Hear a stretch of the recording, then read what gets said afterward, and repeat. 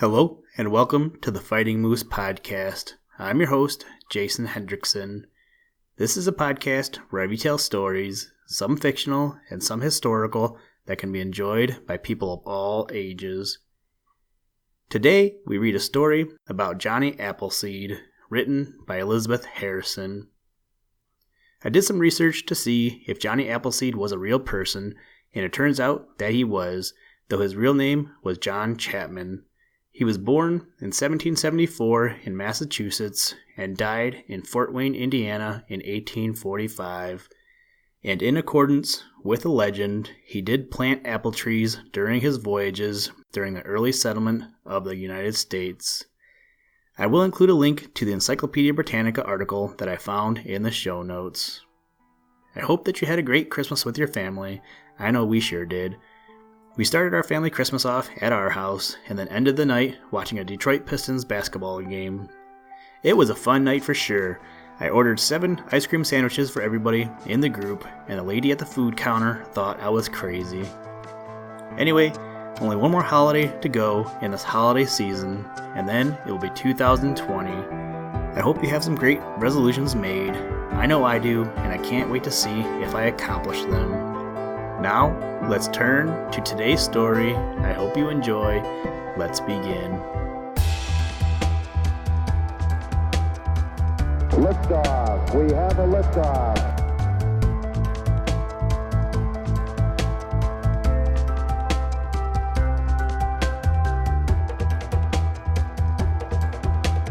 We choose to go to the moon in this decade and do the other things.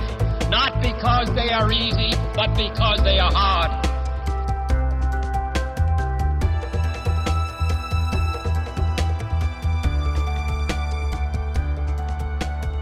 Old Johnny Appleseed.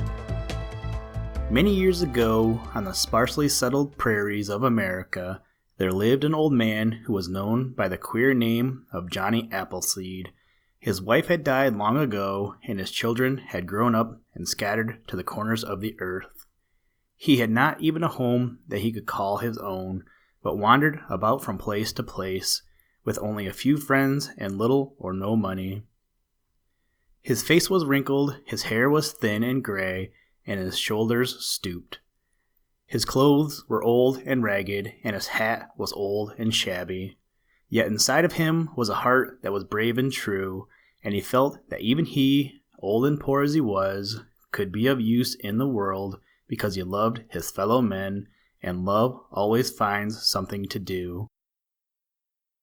As he trudged along the lonely road from town to town, or made for himself a path through the unbroken forest, he often thought of the good God, and of how all men were children of the one Father.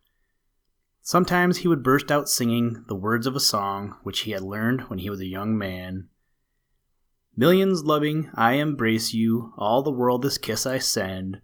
Brothers, o'er yon starry tent dwells a God whose love is true. These words, by the way, are a part of a great poem you may someday read, and they once so stirred the heart of a great musician that he set them to the finest music the world has ever heard. And now the great thought of a loving God and the great music of a loving man comforted the lonely traveler. The old man wandered about from village to village, which in those days were scattered far apart, with miles and miles of prairie land stretching between them, and sometimes woodland and rivers too separated one village from the next. At night he usually earned his crust of bread and lodgings by mending the tea kettle or wash boiler of some farmer's wife, or by soldering on the handle of her tin cup or the knob to her teapot, as he always carried in one of his coat pockets a small charcoal stove and a bit of solder. He always carried under his arm or over his shoulder a green baize bag, and when the mending was done, he would oftentimes draw out of his green bag an old violin and begin to play, and the farmer, as well as his wife and the children, would gather around him and listen to his strange music. Sometimes it was gay, and sometimes it was sad, but always sweet. Sometimes he sang words that he himself had written, and sometimes the songs which had been written by the great masters. But mending broken tinware and playing an old violin were not the only things he did to help the world along. As he wandered from place to place, he often noticed how rich the soil was, and he would say to himself, "Someday this will be a great country with thousands of people living on this land, and though I shall never see them, they may never read my verses or hear my name, still I can help them, and add some things to their lives." So whenever a farmer's wife gave him an apple to eat, he carefully saved every seed that lay hidden in the heart of the apple, and next day, as he trudged along, he would stoop down every now and then and plant a few of the seeds and then carefully cover them with the rich black soil of the prairie. Then he would look up reverently to the sky and say, "I can but plant the seed, dear Lord, and thy clouds may water them, but thou alone can give the increase. Thou only can cause this tiny seed to grow into a tree whose fruit shall feed my fellow men." Then the godlike love that would fill his heart at such a thought would cause his face to look young again, and his eyes to shine as an angel's eyes must shine, and sometimes he would sing in clear, rich tones, "Millions loving, I embrace you, all the world this kiss I send. Brothers, o'er yon starry tent dwells a God whose love is true." And he knew that God dwelt in his heart as well as in the blue sky above. When the cold winters came and the ground was frozen too hard for him to plant his apple seeds, he still saved them, and would often have a small bag full of them by the time that spring returned again. And this is how he came to be called Old Johnny Appleseed. Though nobody took very much notice of what he was doing, he still continued each day to plant apple seeds and each evening to play on his violin. By and by, his step grew slower, and his shoulders drooped lower, until at last his soul, which had always been strong and beautiful, passed out of his worn old body into the life beyond, and the cast-off body was buried by some villagers who felt kindly towards the old man, but who never dreamed that he had ever done any real service for them or their children.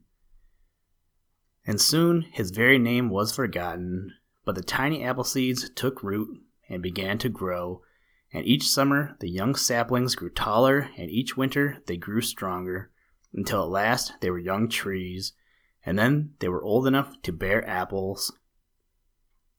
As people moved from the east out to the wild western prairies, they naturally enough selected sites for building their homes near the fruitful apple trees, and in the springtime the young men gathered the blossoms for their young maidens to wear in their hair, and in the autumn the fathers gathered the ripe red and yellow apples to store away in their cellars for winter use, and the mothers made apple sauce and apple pies and apple dumplings of them, and all the year round the little children played under the shade of the apple trees, but none of them ever once thought of the old man who had planted for people he did not know, and who could never even thank him for his loving services.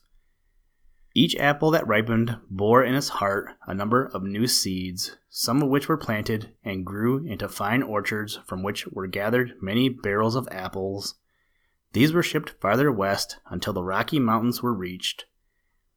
In the center of each apple shipped were more seeds, from which grew more apple trees, which bore the same kind of apples that the wrinkled old man in the shabby old clothes had planted long years before, so that many thousands of people have already been benefited by what the poor old man in the shabby old coat did, and thousands yet to come will enjoy the fruits of his labor. It is true he never wore the armor of a great knight and never held the title of a great general. He never discovered a new world nor helped his favorite to sit on the throne of a king. But perhaps after all, though ragged and poor, he was a hero, because in his heart he really and truly sang, as well as with his lips, "Millions loving, I embrace you, all the world this kiss I send.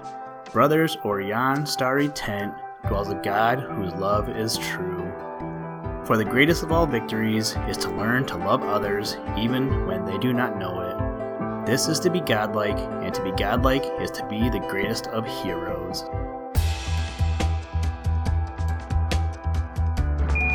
Griffin, Tranquility Base here. The Eagle has landed.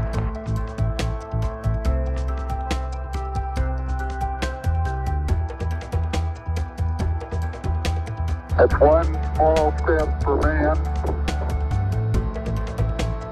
one giant leap for mankind.